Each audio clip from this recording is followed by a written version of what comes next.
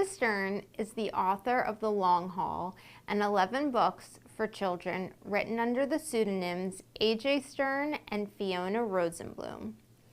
In 2003, she founded the legendary Happy Ending music and reading series, which required creative artists to take risks on stage. The multidisciplinary series became the gold standard for literary events. Many of today's series are knowingly and unknowingly based on Happy Endings model.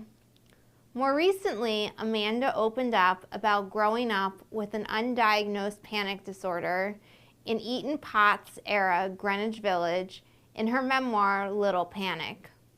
Outside of writing, Amanda is a mental health advocate, a speaker, and an advisory board member for Bring Change to Mind. So how and when did your panic attacks and anxiety manifest in your life? How old or how?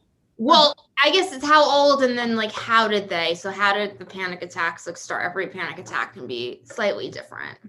So, I don't remember life without panic attacks. So I think that I started panicking when I was pre-verbal. Wow. Yeah. So I've never had a period of life without that type of suffering or mental anguish. So very early it started, and it manifested in it manifests in my body. It's very somatic. It's very physical. Mhm. And I just remember my entire childhood was just my little head and then a body just filled with dread. So so it just it manifests very physically in my body. And but my panic and my anxiety is all organized around separation.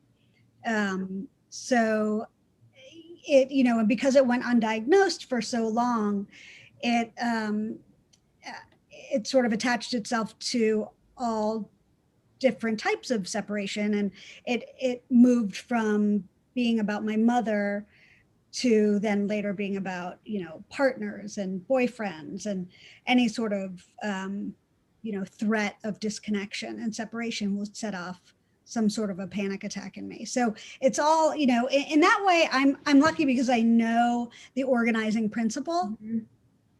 I understand what it's about and what it's Right. to. Right. Of course. So for me, that's what it is. It's separation anxiety. Yeah. Well, it's funny. I have a lot of separation anxiety too. And I'm very close with my mom. I'm close with my dad, but not as much. But to a point where, when I went off to college, there was a lot of separation anxiety. There was stress revolved around that, which probably caused my seizures. And then also, I get quote unquote very attached. I'm not dating anyone right now, but my previous boyfriends, there's an attachment level with any partner, or one would hope in a healthy relationship. And obviously I do my thing and this and that, but when there's separation from the person, I don't have quote unquote anxiety, but I get the separation like component of it. I don't want to say it's disheartening, but it's like, especially I will so funny enough, through the pandemic, I did have a boyfriend, met him off Hinge and whatever, wasn't going to work out. But anyways, but with all that heartache when we broke up, there was this detachment component, and it it didn't cause me anxiety, but my whole point is that I get it. And my panic attacks manifest itself in other ways, but no, I understand. Yeah. And it can be, it can be very difficult. So what is it like, as you know, so what is it like to talk about your anxiety and your panic attacks openly or publicly, I should say? I'm fine with it. I have no problems doing it. I'm happy to answer anyone's questions. I think for me, the most challenging aspect of it is that I'm not a professional. I'm not a clinical psychologist. I can't answer the questions I want to be able to answer, and I can't explain things clinically in a way that I would want to, because there are differences between panic and trauma, and it's sort of difficult to parse and it's hard to explain. So there are just levels of information that I would like to be able to give that I don't have the vocabulary for. So for me, that's the struggle. It's not a struggle of feeling mortified or embarrassed or humiliated. I mean, that's just sort of part of the work of my life now, is to help destigmatize feelings that human beings have. These are not alien emotions. These are very human emotions. And I don't quite understand why people raise their children to feel ashamed of their actual humanity. Of course. So for me, it's bring it on. Yeah, no, absolutely. I mean, people come to me for inspiration, for words of wisdom, for, support and so forth. And I mean, I have an extensive background in the medical health field because I was originally, aside from my own health issues, I mean, I studied psychology. I was going to become a psychologist, took anatomy. I wanted to then this was really, before I decided to go into speech as a major in college, but thought about medical school and this and that. So, done all the anatomy stuff. So I know a lot about the medical health field, but people will come up to me and they'll ask for words of wisdom or, this and that that's more medically directed. And I'm just like, I'm sorry, like I can't provide this. And actually, even on our website, we have to disclose that we're not medical professional, Yeah, I think it's also difficult when people ask for sort of general advice. I'm not really good at giving general advice, Right.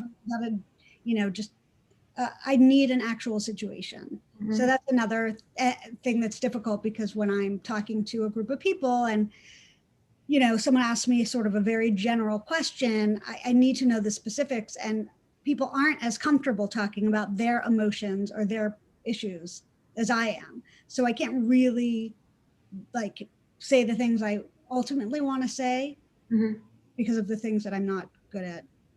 Of course. So Yeah, absolutely. I mean, and there's a lot of different stuff. I mean, somebody to even publicly speak about their condition, such as you, with panic. I mean, it's quite remarkable. I mean, I talk about my stuff openly, but, and I'm writing a book and this and that, but it's something that my mom actually is very hesitant on talking about from a mother's standpoint. And, yeah, there's, like you said, there's a lot of shame and, there shouldn't be shame, and it should, there shouldn't be shame. And I think you, but it's not you. The shame is fear. Right. Yeah. And I'm just not afraid anymore. I get afraid all the time, but I'm not afraid to talk about how I get afraid all the time. Absolutely. So how have you managed your panic attacks over the years? Medication, therapy, writing, there's obviously many different sources. Yeah. I mean, for me, by the time I was diagnosed, I was 25, and my panic disorder had gone undiagnosed and untreated for so long that it had sort of spiraled into 5 or 6 different anxiety disorders and depression. So there was nothing mild or moderate I could do. It had to be extreme. And so I went immediately on antidepressants, and I started therapy. And, I sort of had to learn life from there. And understand my panic, from 20, I feel like I woke up at 25 I didn't wake up, but I I knew what had been wrong with me now this whole time. And I felt like I had to unravel the past 25 years before I could move forward. And in some ways, I feel like I'm still unraveling what had happened in the 25 years prior. But so yes, antidepressants, talk therapy, you know, meditation is really helpful for me.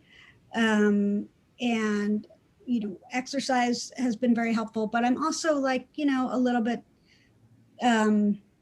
self-sabotagey. So I know what helps me. I don't always do it, but I always take my antidepressants and I always go to therapy. And it's really, for me, and I read a lot about panic and anxiety and trauma, and reading for me is very soothing, and it also helps me understand my interior life, and that calms me down. Writing calms me down, but it's a different calm. It's an intellectual calm. Oh, well, of course, yeah. So is that it? That's, you know, and my dog, like my dog brings me a lot of comfort.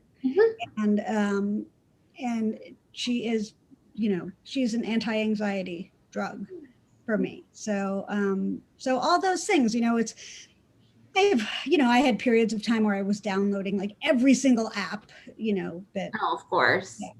Yeah. And you know, nothing like that really helped. It takes a while to find your thing. And if you have anxiety, the problem is you're anxious about how much there is to choose from. And that can be really overwhelming, you know, but you just have to start somewhere. I totally get it. I mean, well, my dog, I mean, I've always wanted a dog. And when I moved out, I was like, I'm getting a dog. Obviously, it helps with loneliness and this and that.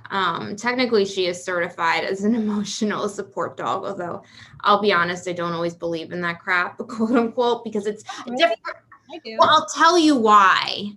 It's not because, no. She provides me a lot of comfort, like your dog, and like she helps so much when it comes to mental health and all of that.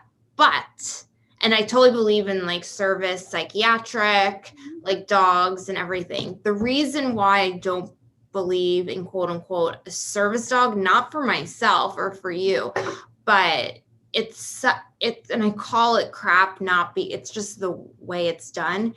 It's so misleading because everyone can be like, oh yeah, I have an emotional service dog, but they don't need an emotional service dog. Like, I think people abuse it so much that it's something that really needs to be addressed in our society. I think, like, for instance, you or for me, like, yes, we all can have service dogs emotional service animals, and they should be diagnosed in this and all of that. But when it comes to, you know, I don't know, somebody that like, oh, just has a little bit of anxiety from time to time, I'm sorry, but like, that's not appropriate. But what about circumstantially? Like, what if someone who has a little bit of anxiety has a lot of anxiety flying?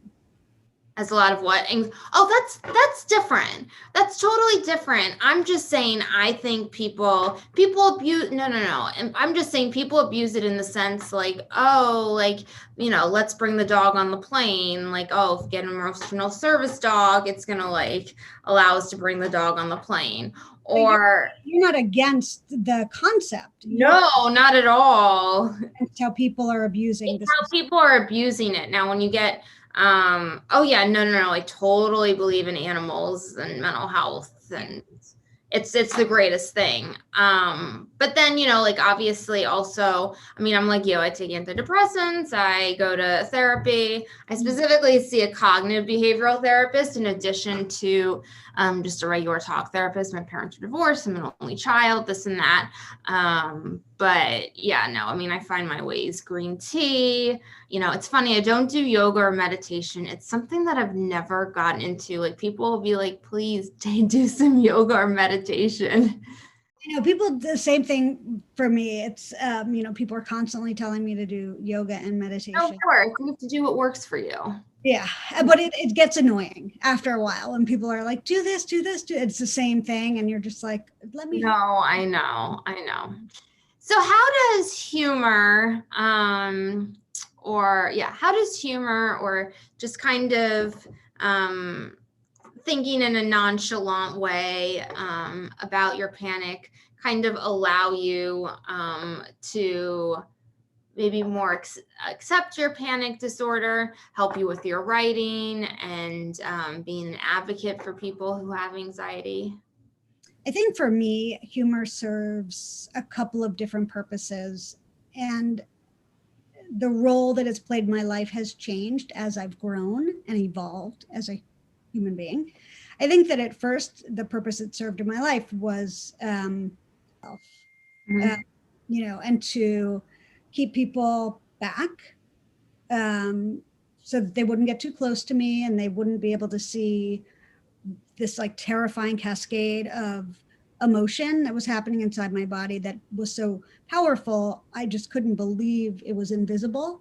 It was just like, how is no one seeing this at this moment? It would just paralyze me.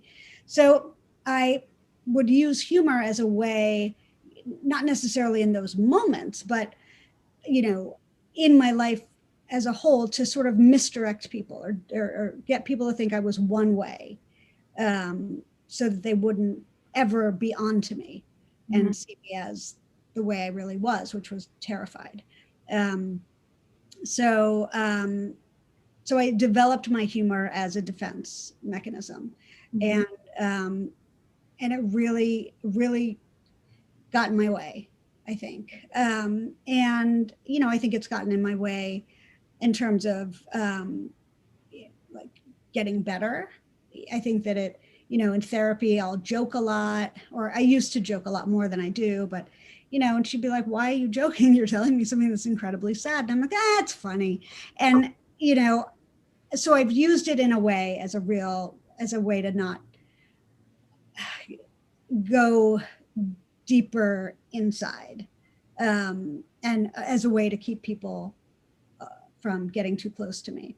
And I think as I've grown older, I've shifted and I've tried to now use it in a more positive way, in a way that will, maybe loosen the atmosphere for a moment, let people breathe. And, if I'm like giving a talk or something, I'll use humor as a way to sort of make sure everyone knows, like, just because I have this issue doesn't mean, like, you don't have to worry about me. I can get through this talk.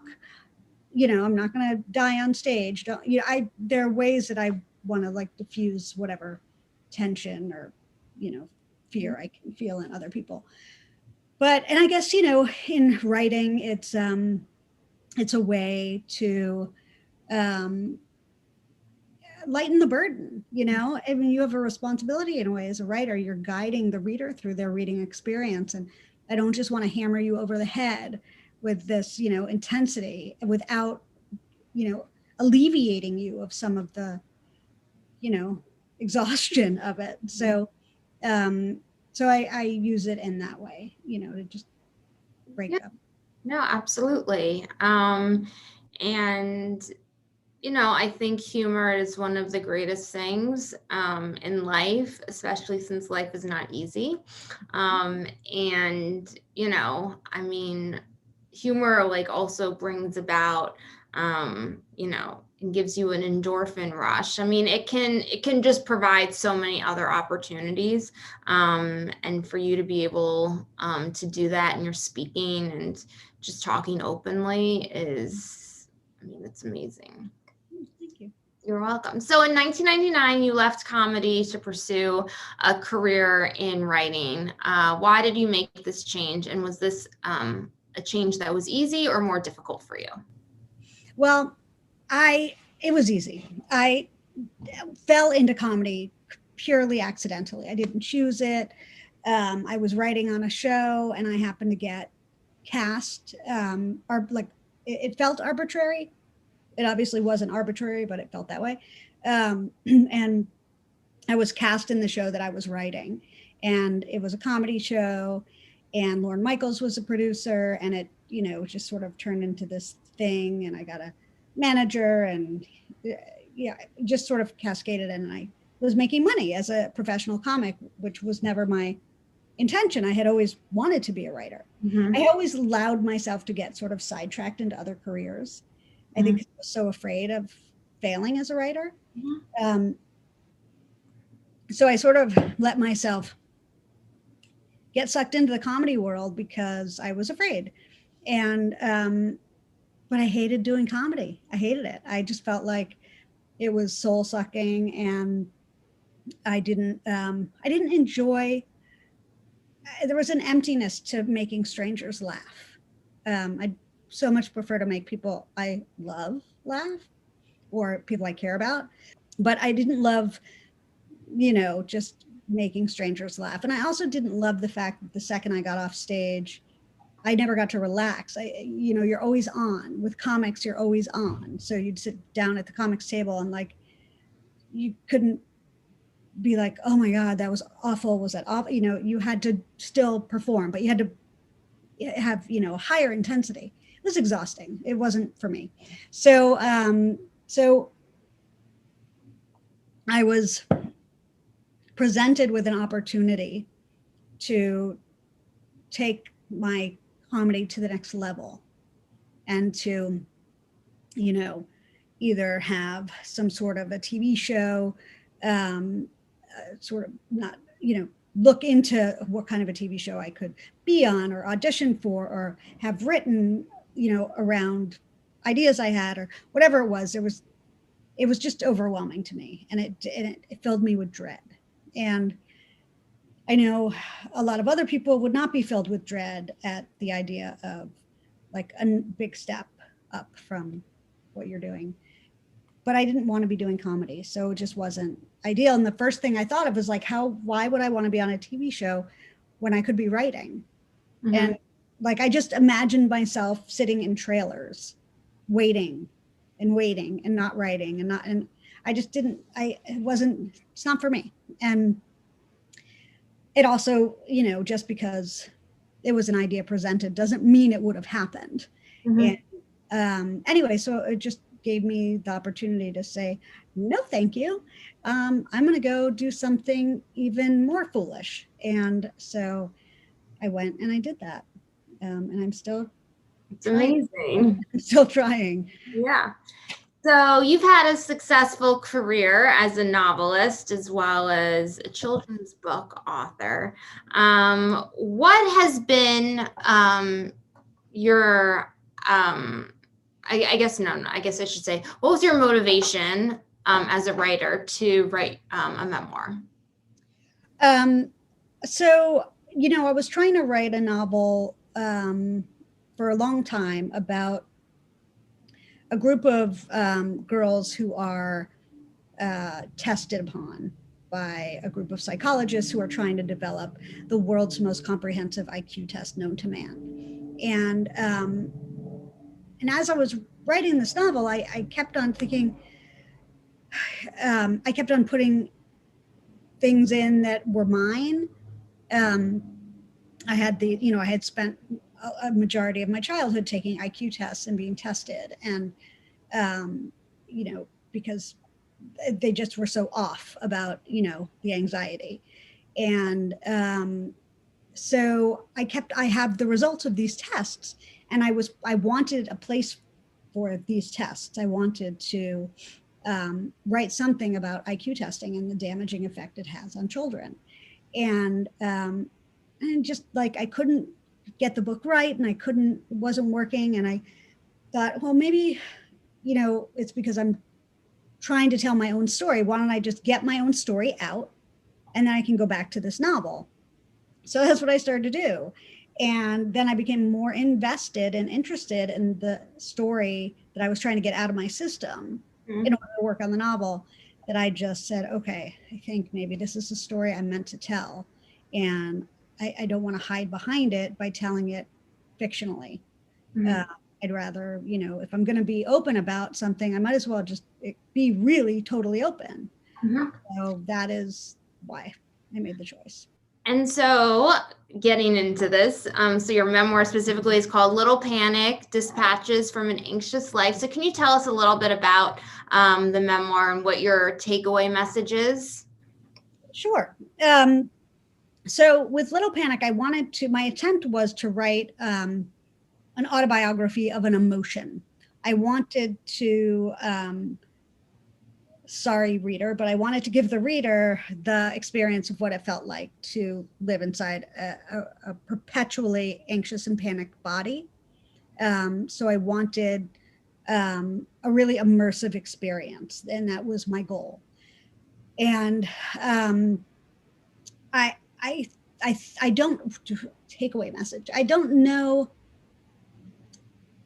I guess my takeaway message for the book and is the same as it is kind of in life, which is, we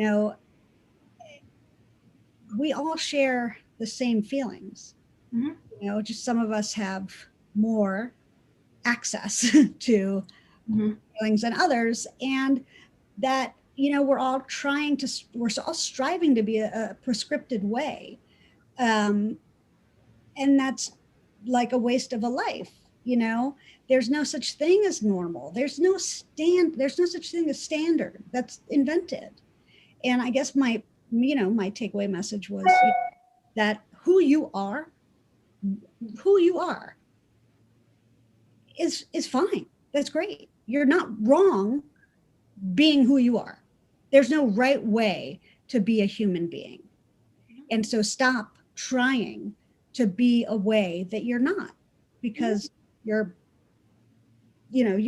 wasting your only life. And, there's no other way to be than the way you are. Just make the way you are the best you can be, So I guess that was sort of my takeaway. I have a whole big thing about normalcy and what that means and what it doesn't mean. And right. No, for sure. So authors use pen names a lot, and so you're known to be using pseudonyms, specifically A.J. Stern and Fiona Rosenblum, if I can say that right. What was your reasoning to use pen names or pseudonyms for your book or your works? Well, the kids' books that I wrote, I didn't actually propose to anyone that I write kids' books. I was approached, and it was very early on. It was right after my first novel came out, and I wanted to be a novelist. I didn't want to be a kids' book writer, and I thought, well, if I do this under my own name, then I'll get pigeonholed as a kids' book writer, and no one will take me seriously as a novelist. And because I only had one novel out. So I thought, well, I'll just write these books under a pseudonym, and then I'll go back to my other work under my own name. And that was really the whole point. And I think in a way I was right, because, I've written a lot of kids books, and if I hadn't used a pseudonym, my name would be on 13 books, and 11 of them would be kids books. And so I'd be called a kids book writer, which is fine. There's nothing wrong with that. It's just not my goal. So that's the reason. Got it. It's a good reason. So you have written tons of books, essays, poems, and so forth, that are very, very impressive. Congrats on all your work. It's amazing. I'm not a writer. I have my own issues with writing. I do write, and I do find it very therapeutic and so forth, but I'm not you. So anyways, I give you a lot of kudos and credit. You're very welcome.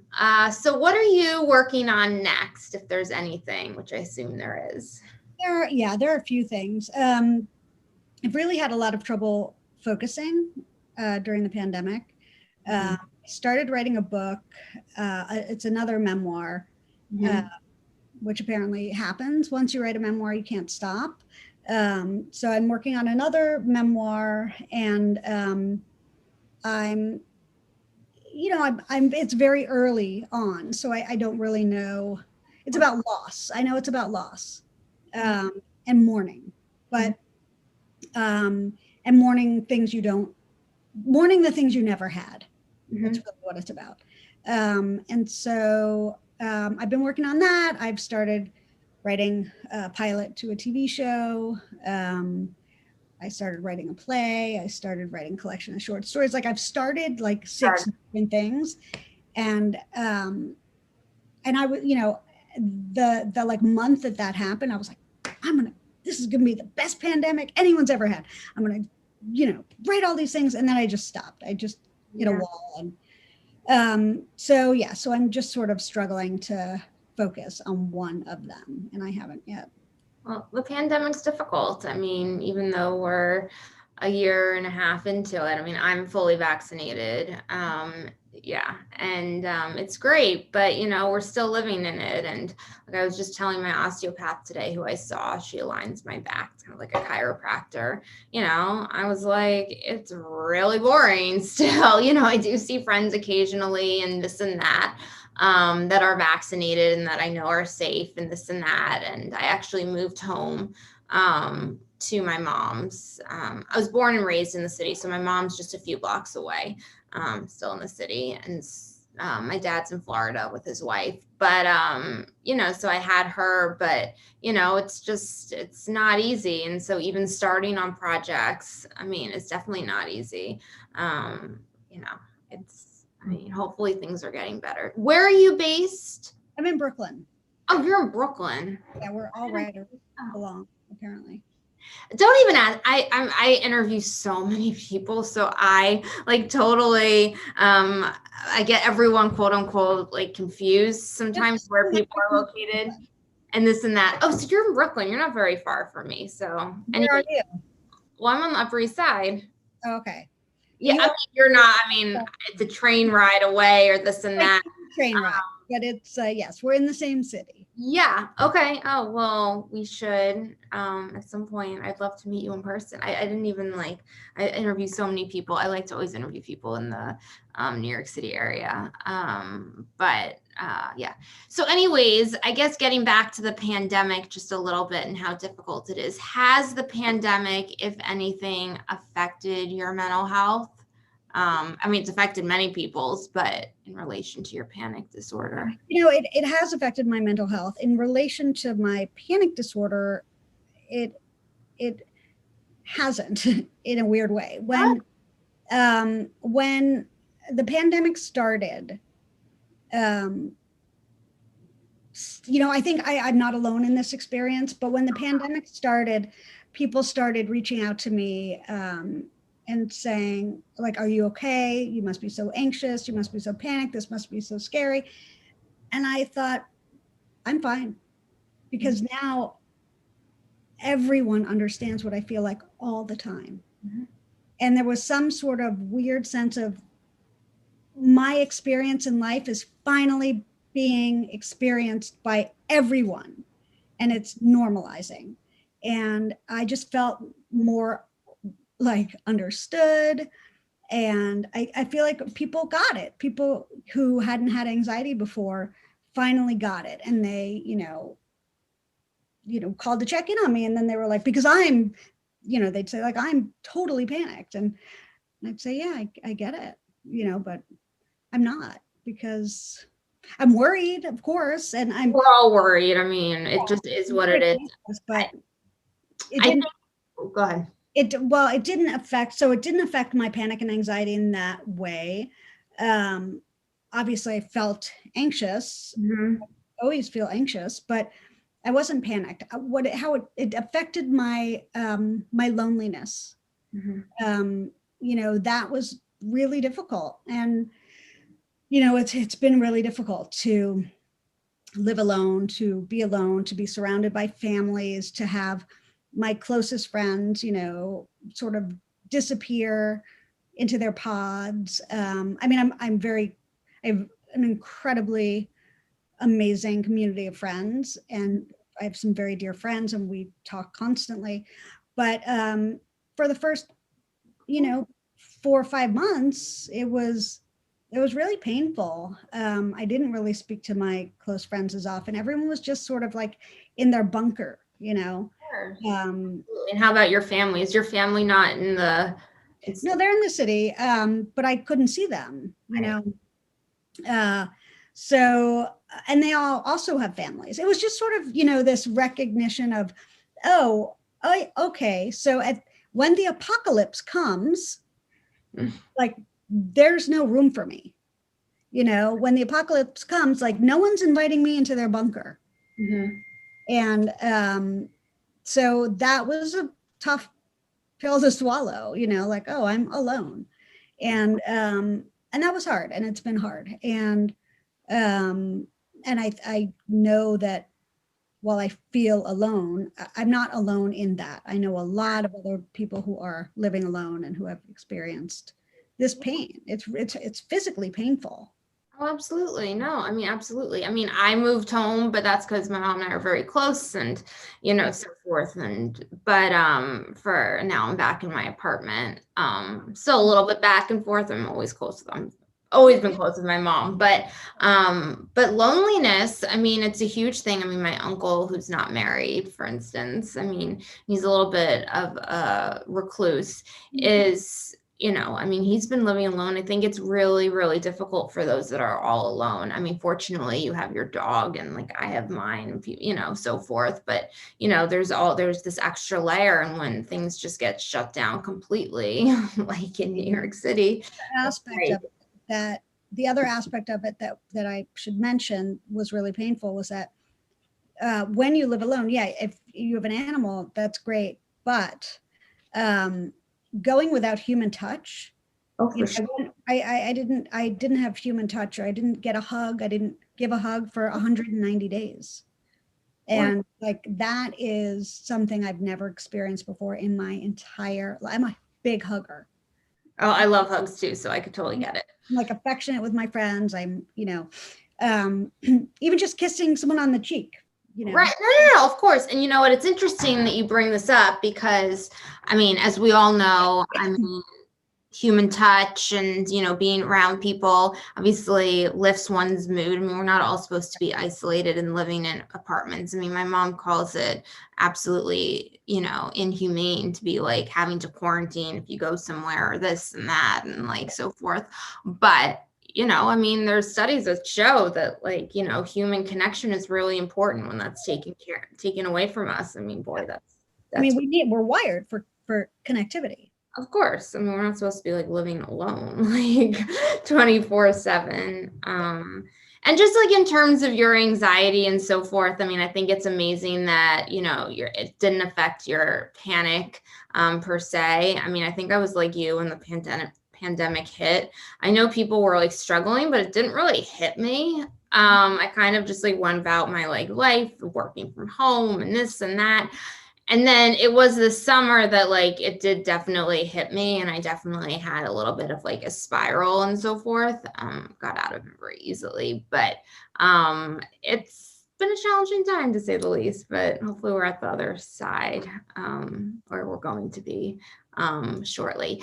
So has there been anything that you've read that kind of has changed your mindset or just your views on nonfiction versus fiction writing? In what capacity? In what regard? In terms of your writing. So yeah, so again, like in terms of your writing, so, you know, the way, for instance, that, you know, an author writes their memoirs, or the way, you know, characters are portrayed in fiction bleeding into nonfiction and nonfiction bleeding into. Yeah, exactly. Yeah, I mean, I think that, you know, when you're writing anything, you're writing it, like your dreams. You know, you're dreaming it. You're dreaming the characters. The characters aren't other people. They're you. And when you're writing other characters, they're you. You know, they're from you. So, you know, you create them and you make new worlds, and, you know, you make them in ways that they're not like you at all, but you're the one who's making that character not like you at all. So to me, everything starts in memoir. And, I think, once you have an experience, and the second you talk about it, you're fictionalizing it. Mhm. The second you write about something that happened to you, you're fictionalizing it. Mhm. Because it can't ever match exactly what happened, because there's no proof of what you say actually happened. Right. When another person sees it a different way. So I think that there's a lot of bleed, and I don't understand why people care about it so much. I've always been confused by that. Like what, I'm not quite sure why that matters to people. Mhm. You know what I mean? Of course. But I think that yeah, you need both, and you use both in everything that you write. I would agree. I just didn't know, everyone has an author's own unique perspectives and ways of viewing other stories in fiction versus. Yeah, totally. I mean, it's a valid question. I just, No, of course.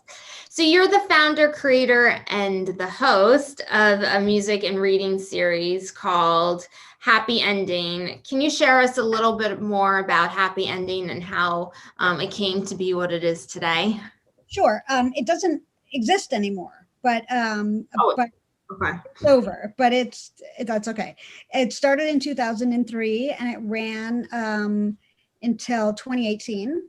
And it was a music and literary event where I would pair three authors, one musician or musical guest or band, and an artist. And I would have three authors on stage one at a time, and they each read for 10 minutes. They read original work for 10 minutes, and then they were challenged to take a risk on stage. They had to do something they'd never done before. And the musical guest played 5 original songs, and their challenge was to play the cover song of their choice and to try and get the entire audience to sing along. And meanwhile, on stage, there was an artist who would live draw the entire event, and the results were projected live on screen in real time. And I hosted all the events, and they had themes, and it was really, really fun. And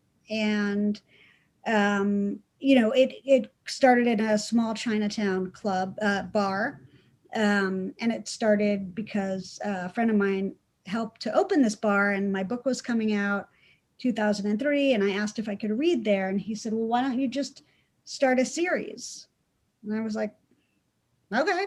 So I was young, I had energy, and I did that, and it sort of came at the right time. And I was very lucky timing wise. And it was very well received, and it became really popular, and it grew out of this, it like outgrew the space. And so we moved to Joe's Pub, which was a 180 seat theater. And then we outgrew that, and we moved to Symphony Space, which was 1,000 seats. And it just like it grew and grew and grew, and it was still just me running it. So after a while, I was like, okay, I make $10,000 a year doing this, and I can't live on this and the 3 other side hustles I have going, and the children's books, and it was just too much, and it was preventing me from doing my own real work. So I stopped it, and yeah, I loved it. I miss it. I think occasionally about like having a pop up here and there. And I mean, it had like, there are a lot of writers who did it many, many times and who loved it. And that makes me really happy that I was able to like offer something to the literary community that was well received. Makes me really happy. That's great. No, absolutely. So you've stated in another interview that striving for perfectionism is a way that anxious people try and cope with their anxiety. Can you tell us more about this quote? I don't even remember that quote, but I do know that, I've talked about the ways that the ways that anxiety masks itself, and that a lot of people who are perfectionists actually aren't perfectionists, they're anxious. Mm-hmm. And it's the perfectionism is disguising the anxiety.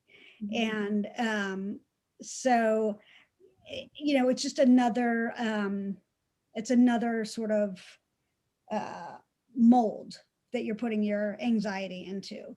It's just a different shape, but but I'm basically saying they're the same thing. Mm-hmm. They're not two separate things. So if you are a perfectionist, stop looking at the perfectionism as the problem and look at the anxiety Mm-hmm. around the perfectionism, because that's where the issue is.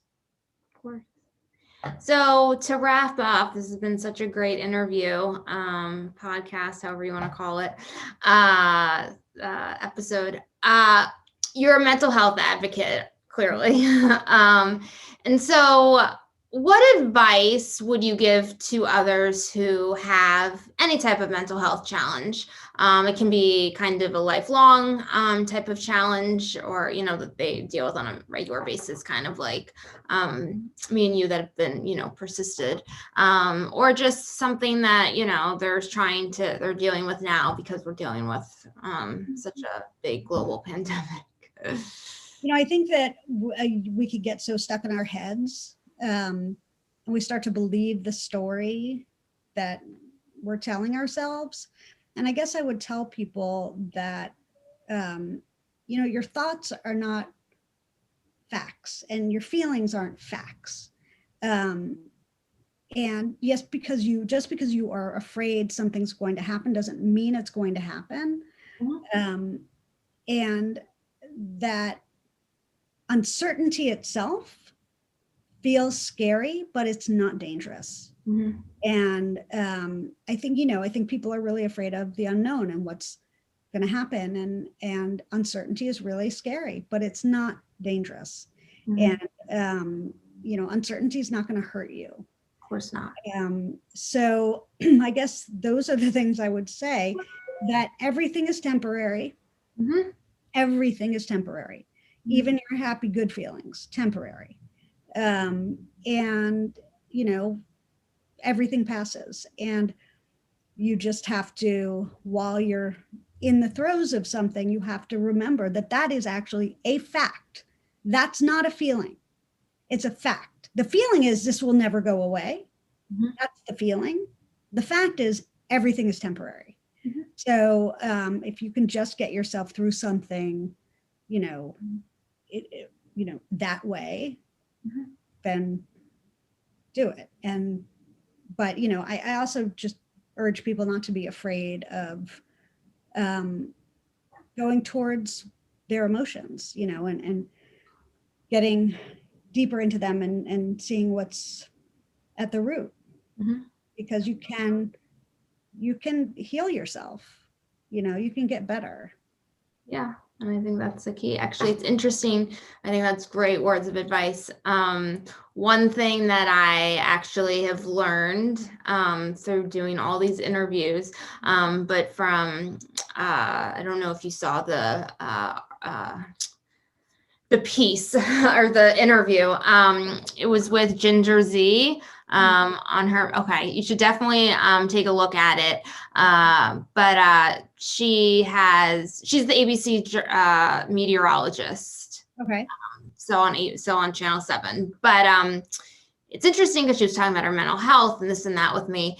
And when you talk about, oh, things are just temporary, she gave me a good quote as a meteorologist. Of course, she looks at clouds in the sky, you know, all whatever, tracking and whatever. So she's like she's a scientist by trade, but or, you know, being a meteorologist. But she said, you know, just like the clouds move, so does, you know, feelings of anxiety and depression and, you know, even happy feelings, and like nothing stays the same. So anyways, the clouds don't last forever. And so it always sticks with me. And so, yeah.